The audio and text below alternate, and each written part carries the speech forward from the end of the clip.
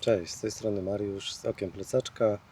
Dzisiaj zaprezentuję działanie, funkcjonowanie nowego modułu CGR-C CAN Bus dla motocykla R1250RT. Na początku przedstawię cały system zamontowania na motocyklu R1250RT modułu GPS, jakiego uchwytu użyłem i jak to wygląda ogólnie, jeśli chodzi o montaż, podłączenie zasilania, a następnie przejdę do omówienia funkcjonowania samego modułu CGR-C CAN Bus, jak to wygląda na tym motocyklu.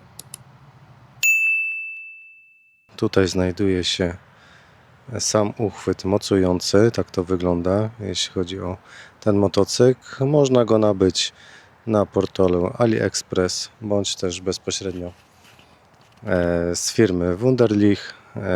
Link oczywiście w opisie filmu. Następnie sama baza GPS. Tutaj mamy zamykanie na kluczyk. Jeśli chodzi o tą bazę, to tutaj zakupiłem od jednej osoby, która chciała się tego pozbyć. No, trzeba było przerobić jedynie sam kluczyk, żeby był kompatybilny z tym z RTK, ale tutaj pomogli panowie z BMW Dobrzański w Krakowie, którzy przerobili mi to pod kluczyk, tak żeby to funkcjonowało, żeby można było od razu zablokować też samo urządzenie. Jeśli chodzi o urządzenia, to z początku testowaliśmy AIO 5 marki Chigi, później Carpuraida 702 BS. W międzyczasie, tylko nie z tym akurat uchwytem, było to Aiochi C6 Pro. No i teraz ostatecznie wylądował Chigi AIO 6 w wersji LTE z kamerami. Tak wygląda, jeśli chodzi o prezentację samego urządzenia zamontowanego już w bazie. Dodam jeszcze, że tutaj zamontowałem też kamery. Czekam jeszcze tylko na sam kabel połączeniowy, jeśli chodzi o zasilanie kamery po zatrzymaniu się już na postoju, tak żeby można było też w tym modelu, czyli w RTK, korzystać z funkcji wyzwalania kamer zdalnie, śledzenia motocykla w czasie rzeczywistym, także po wyłączeniu zapłonu. Także tutaj przednia kamerka, z tyłu tuż nad tablicą rejestracyjną mamy tylnią kamerkę. Tak to wygląda. Sam moduł to zrobiłem przebitki tutaj w garażu. Postaram się to zaprezentować, ale znajduje się pod siedzeniem pasażera. Tutaj mamy oryginalny wtyk właśnie w tym miejscu. To jest dokładnie z tyłu. Pod mocowaniem tutaj tylniego kufra wypinamy oryginalną wtyczkę. Tu mamy przedłużkę. Później łączymy to i mamy zasilanie. Tak to wygląda.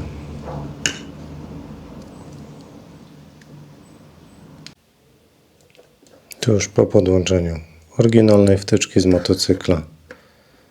Bo tutaj mamy taką przejściówkę jeszcze.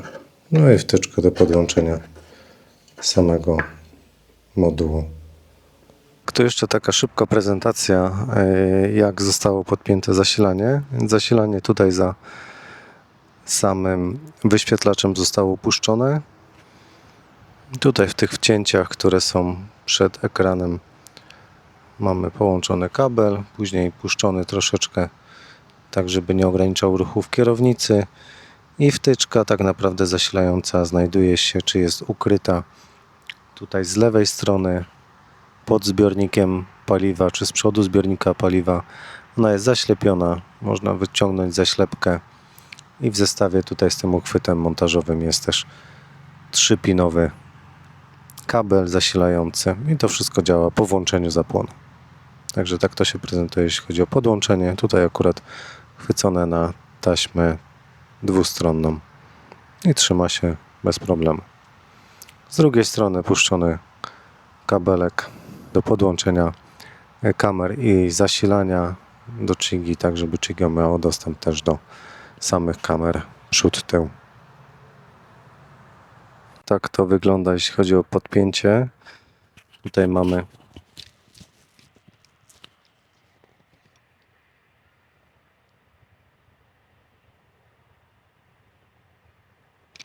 wtyczkę USB-C. Ona jest podłączona bezpośrednio do modułu BMW Quick Release. Można ją dodatkowo zabezpieczyć dwoma tutaj śrubeczkami. I tutaj biegnie sobie kabel zasilający. No i co nam zostaje?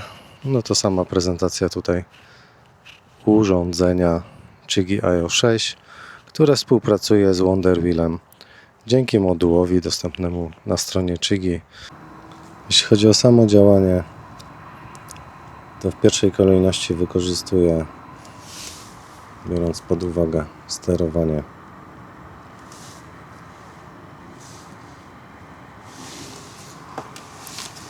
wchodzimy w funkcję pilot zdalnego sterowania. Mamy możliwość przełączenia sobie na CGRC albo NAV, czyli w momencie, kiedy będzie to na GS-ie, to trzeba to przełączyć i mamy coś takiego jak włącz przewijanie w pionie i w tym momencie korzystamy z pełnej możliwości sterowania Wonderwheelem albo sterowanie prawo-lewo, przycisk kierunkowskazów.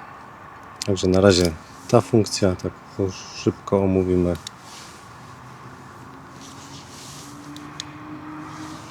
Czyli jesteśmy, powiedzmy, tutaj sobie na ekranie, mamy działanie prawo, lewo, przycisk kierunkowskazów. Największy minus tego wszystkiego, sobie zobaczycie, jeżeli działamy prawo, lewo, to przewija nam się też ekran TFT. Jeżeli my zatwierdzamy, to się akurat nic nie dzieje. Czyli powiedzmy, że chcemy sobie wejść w ustawienia. Na dole nam się już zmieniło na radio. Później znowu prawo, lewo. Powiedzmy, że nie wiem, natężenie ruchu sobie włączymy. Czy z drugą stronę, jeżeli chcemy sobie uruchomić, powiedzmy, Spotify'a. W tym momencie na TFT już wyszliśmy do ekranu głównego. A tutaj zatwierdzając, łączymy sobie Spotify'a. Sprawdźmy, czy to będzie w ogóle grało. A coś tam gra. I przy tej opcji teraz, jak widzicie, możemy sobie zmniejszać, zwiększać głośność. Natomiast jeżeli przełączymy, co ja za chwilkę zaprezentuję,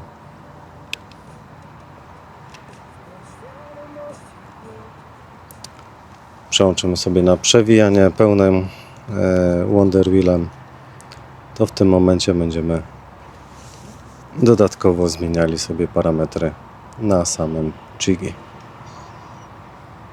Czyli tutaj sobie, nie wiem, przełączamy na mapę z powrotem. Możemy dać rozpocznij do domu.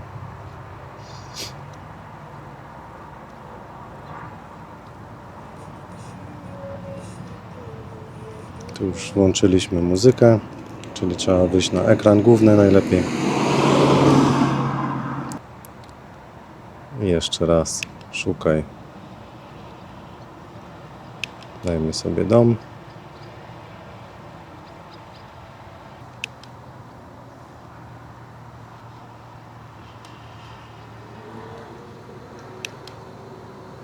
Ok, mamy wyszukany dom. I teraz tak, jeśli chodzi o działanie Wonderwheela, to za każdym razem, jeżeli dłużej przytrzymamy sobie, to przełączamy ekran.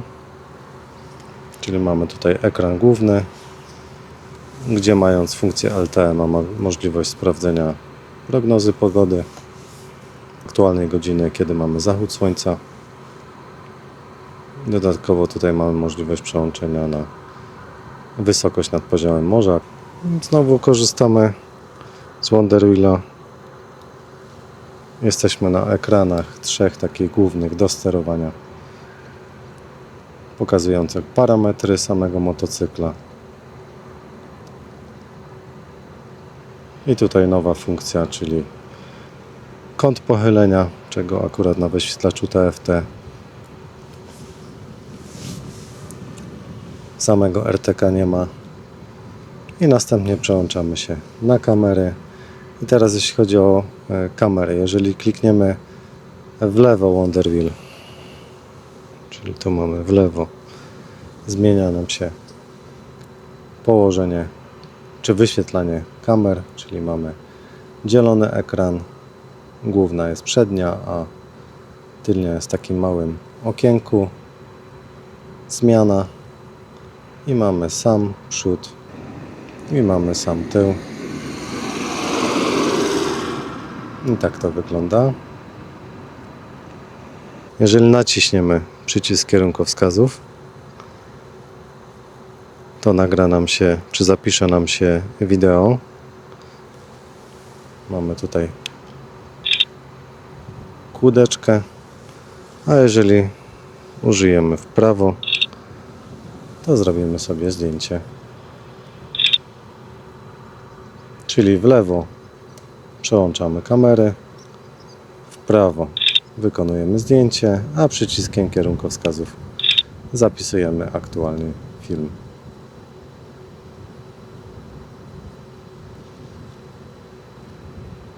I kolejne przyciśnięcie czy przytrzymanie dłużej w prawo zmienia nam tutaj położenie na Apple CarPlay. Także tak prezentuje się funkcja przewijania prawo, lewo, przycisk kierunkowskazów. Natomiast jeżeli zmienimy sobie teraz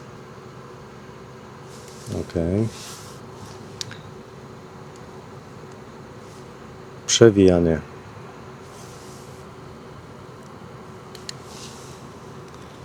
to korzystamy z pełnego zakresu Wonderwheela,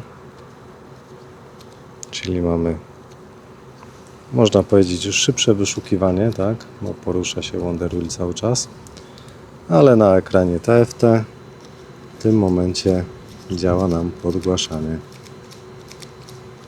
jak widzicie. I teraz powiedzmy, że chcemy sobie włączyć Spotify'a.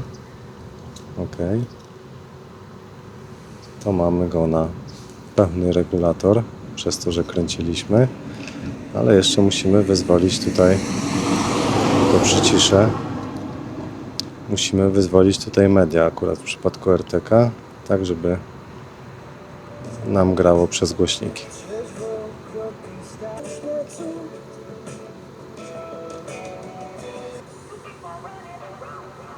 Także tu taki skrót, natomiast tu powiedzmy, że chcemy sobie coś wybrać, nie wiem, coś sportowego,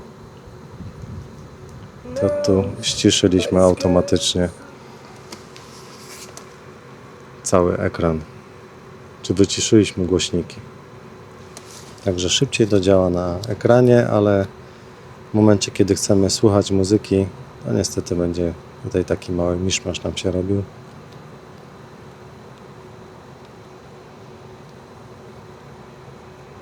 Dlatego moim zdaniem lepsze do wykorzystania jest ta opcja bez przewijania w pionie. A co Wy sądzicie o działaniu tego modułu? Dajcie znać w komentarzach. Zapraszam też do lajkowania naszego kanału, subskrypcji. Dziękujemy i do usłyszenia w kolejnym filmie.